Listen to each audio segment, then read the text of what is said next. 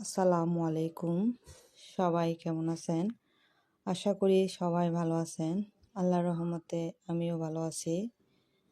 আজকে আমি লইট্টা মাছ রান্না করব।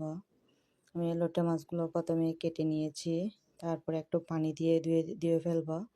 ধোয়ার পর ওখানে লবণ, হলুদ দিয়ে একটু ভালো করে মেখে তারপরে পানি দিয়ে আবার ধুয়ে ফেলবো।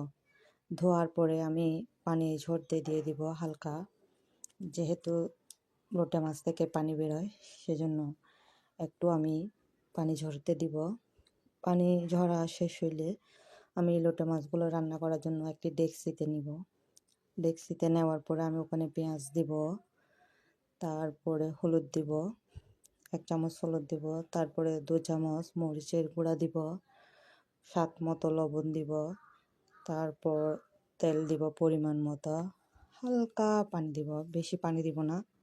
যেহেতু লোটে মাছ থেকে পানি বের হয় সেজন্য আমি বেশি দিব না, হালকা পানি দিব।